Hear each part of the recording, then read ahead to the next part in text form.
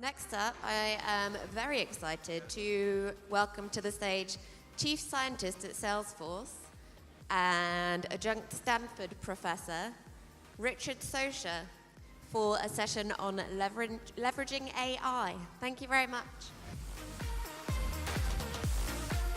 Didn't have a clicker. Hello, everybody, and thanks for coming. I'm very excited to talk to you today about artificial intelligence and how to make it successful for your application or your company or maybe even your country. So why am I talking about artificial intelligence? Why is this such a big deal? Well, me and a lot of other folks think that we're either at the beginning or maybe in the middle of the fourth industrial revolution. It started with the steam engine, electricity, computing, the internet, and now we're in the age of artificial intelligence. And I actually believe that AI will have a bigger impact on jobs, the economy, and human life than maybe even the internet had. And I get often asked, what do you think the impact of AI will be in as far out as 40 years? And to be honest, 40 years is a little too far to be able to make any predictions at this point. Imagine in 1969, you asked the inventors of the precursor to the internet, the ARPANET, to predict the impact that these TCP/IP packages will have on the job market. Zero people, zero of the experts predicted in 1969 that 40 years later you'd have a Twitter social media marketing manager position. And now think about AI having even more impact on that. But we can make predictions because AI is already here. The future is already here. It's just not quite equally distributed. You already use a lot of AI features in your daily lives. And those AI features have been developed by companies with multi-billion-dollar R&D budgets. You see recommendation engines in Facebook. You use Apple Siri to get short answers to short questions. Face recognition at Facebook identifies who you are and which pictures are uploaded that show you. And of course, you have self-driving car kinds of companies, and both startups and large companies. And what all of these have in common is that they're actually supervised machine learning problems. You have an input X and you have an output Y. And that leads me to trying to help you understand what are the most important ingredients, the knowledge you need to have to make a successful AI application. And they're basically three things: data, algorithms, and an understanding of the workflows, how you actually infuse the AI.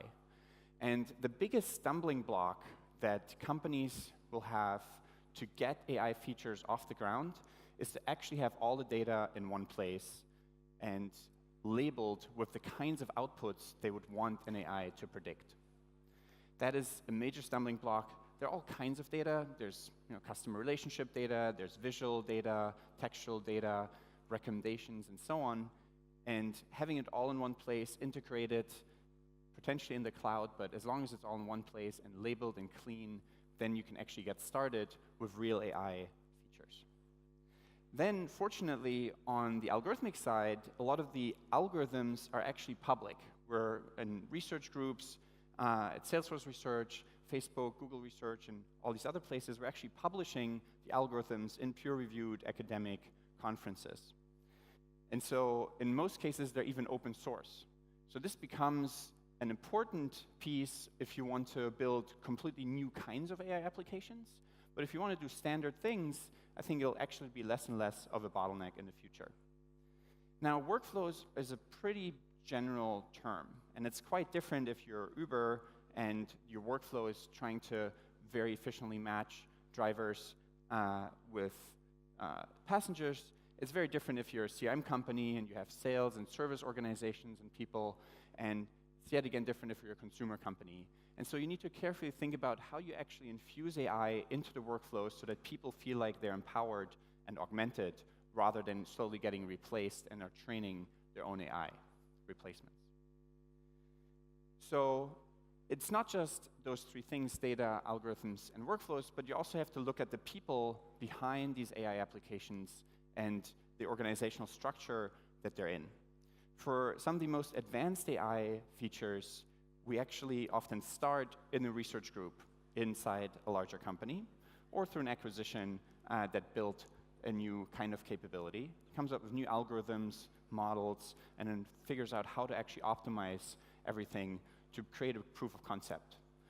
And while that is really hard and requires a lot of creativity as well as technical skills, it's actually often only a small part of the overall work. And once you have a pilot, to actually get it into a full product that works for everybody is an incredible amount of additional engineering that goes into this. Going from something that you demo in a slide to an actual application that millions of people can use requires a lot of data integration problems, and solving those. You need to clean your data in an ongoing fashion. In some cases, you even need to label it. In fact, the labeling, if you do it well, is part of your standard workflow. And I'll get to that, get some examples in a second. In the case of the latest and newest algorithms in AI, namely deep learning and neural network algorithms, you may even need to update your entire computing infrastructure to have graphics cards or GPUs to run them very efficiently. And then, of course, you need to scale everything, have load balancers and standard computing infrastructure for large scales. And most importantly, last but not least, like trust and security are just as important as in general computing as they are in artificial intelligence. In fact, trust can even more efficiently be hurt with AI if you don't carefully think about it and build that into your AI features. And then, lastly, of course, you want to actually work with your product groups to make sure that AI is infused in the right kinds of times and places in the workflows of people's work. And you want to continuously get data flowing back into your models to continue improving their accuracy. AI features are never shipped and done. They're always evolving. They're always, in the ideal setting, creating workflows so that they can improve over time. Now, you should never think about AI in isolation. AI is always AI plus X. What are you actually applying your AI to? And since I'm the chief scientist at Salesforce, I'll give you the example of what that means for us at Salesforce. So we are AI for CRM, customer relationship management systems. And we have all the data in the cloud in one place. We have a research group that works on the newest AI algorithms, and we understand the workflows because it's a cloud platform. We see on the web, where do people click, which website are they looking at next, and then we can understand where to actually infuse augmentation. We have CRM data, calendar data, and so on, and a general purpose platform that allows you to build your own kinds of apps, both mobile and in the browser, on top of that. And then we focus on sales, service, and marketing kinds of applications, for the most part. We also have one of the largest e-commerce platforms, where we have recommendation engines and so on. But I want to just give you one example in sales and one in service. In sales, we actually can help salespeople with so-called lead and opportunity scoring, where in like any given day, a salesperson could call or email in large organizations up to 10,000 potential customers.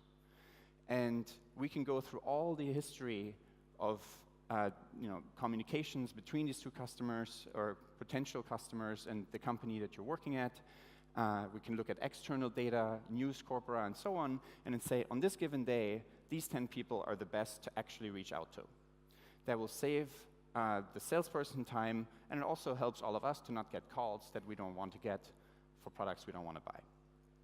In service, we understand, because we're running some of the largest call centers for the largest banks and insurance companies and so on, we understand how to infuse service and build, for instance, a chatbot that can deflect up to 40% of incoming service requests through simple interactions and text. We're also working on some brand new applications that actually are beyond just textual data and structured databases, and actually look at unstructured data and images. Here is a great application where we want to make it as easy as possible for a gas station or a supermarket to buy new beverages, and make it as easy as going on Amazon and do a one-click shopping. You basically take a photo of your cooler, for instance, and we can automatically use object detection object detection, basically to count which kinds of products you still see in the shelf. And if you don't see something in the shelf, you've likely run out. And you want to basically order more of it, and we can make recommendations on what to order based on seeing what's still in the store and also looking at external data sets. What's fascinating about AI is that the algorithms that we develop are very general, and they can actually be applied to completely different kinds of applications if the data sets for training are different. This is one of my favorite examples of the same algorithm that we used for finding Coca-Cola bottles and coolers can actually also be used for counting red and white blood cells. And that allows this company, Aphilas, to provide a blood test that used to cost $400 and take 3 to 4 days, and offer it for less than $1 and cost and take only 5 to 10 minutes. And that allows completely new kinds of applications of drugs and monitoring, and helps leukemia patients and other kinds of cancer treatments immensely. So that's what I always find very powerful about artificial intelligence. The algorithms that we develop can be applied to all kinds of different use cases, and I want you to think about what kinds of use cases do you have where you have a clear input, like a blood sample, and an output that might currently require a lot of people to look at that input and make decisions in a few seconds, but do it many, many times. In this case, how many red and white blood cells are there in that particular sample? And if you have a lot of those X inputs and Y outputs, you can think about automating that process with AI. In fact, that entire field of radiology is one of the most powerful applications of AI that we will see in the next couple of years. And it's also something where governments can help.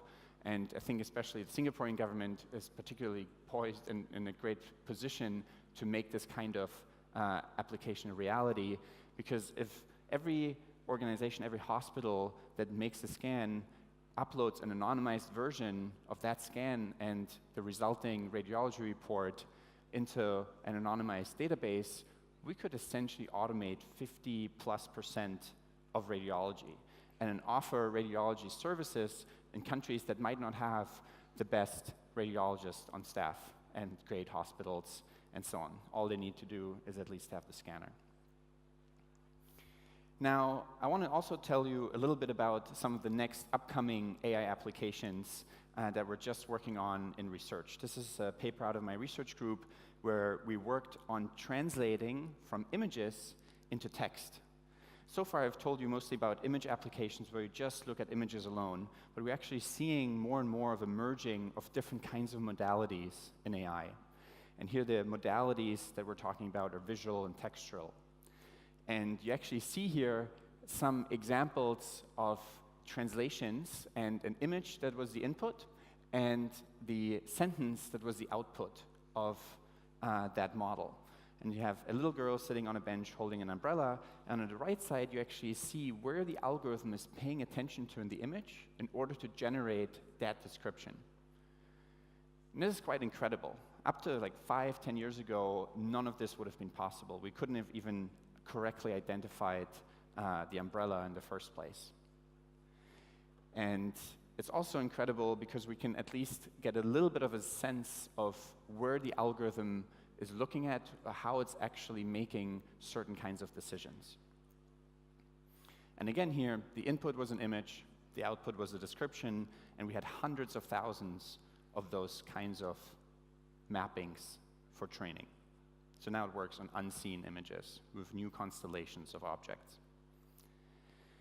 We can also do visual question answering, where the input is an image and a question about that image, and the output is the answer to that question given the image. So what is the main color on the bus? The answer is blue. And on the right side, you see where the algorithm is focusing on in order to answer this particular question. And it's quite incredible that the algorithm has captured, for instance, that when you're asking what the boy is holding, it's actually focusing on the arm and then looking at what's just below the arm to answer this question correctly. And even for complex questions like what is the pattern on the cat's fur on its tail, It's focusing, it's trying to find a tail in lots of different places, finds the largest area of attention, and gives the correct answer of stripes. So these are some pretty cool applications that were basically impossible just a couple of years ago, and we've made a lot of progress in the field to be able to do this. One problem that comes up a lot in industry is actually being able to count very specific kinds of objects. And here you see an example of a counting algorithm that can count new kinds of objects it has never seen before. So how many men are on top of the truck? It actually ignores the person at the bottom of the truck who's just getting in and counts only the people at the top. This is another research result from my research group, and it will allow you to do a lot of analysis of stores. You can ask how many people with a handbag are standing in aisle 3 on any given time of day, for instance. So a lot of consumer analysis in the physical space can be used and done with these kinds of algorithms. One of the most interesting manifestations of human intelligence, I actually think, is natural language. It's how we communicate, it's connected to thought. And here we see the output of a summarization algorithm. Summarization basically is trying to help us deal with this overflow of information that we have currently in our world. And this is the first time an algorithm has been able to create and generate multiple coherent sentences, even though all it's seen at training time was, here's a long document, here's a summary. Now, for new kinds of documents, you create your own kind of summary. And this is quite an incredible recent research result from just last year. Now, I mentioned that often for really complex AI applications, the work starts with research. But the truth is, for a lot of startups and companies out there, you don't need to necessarily start with research. We have the algorithms, they're open source. If you use standard kinds of applications, it can start as an idea in the product group and go directly to an engineering group to try to work out all the kinks and make things happen. What I think this means is that in the next couple of years, we'll see a continuous shift in a lot of different industries that have access to data sets and see the jobs becoming less boring. Every time you feel like, oh my God, a monkey could do this work, a monkey will probably, an AI monkey will probably be able to do this work. And so what that means for us is we'll be able to hopefully focus on more unique and creative tasks and those that require human empathy and us actually talking and engaging with other people.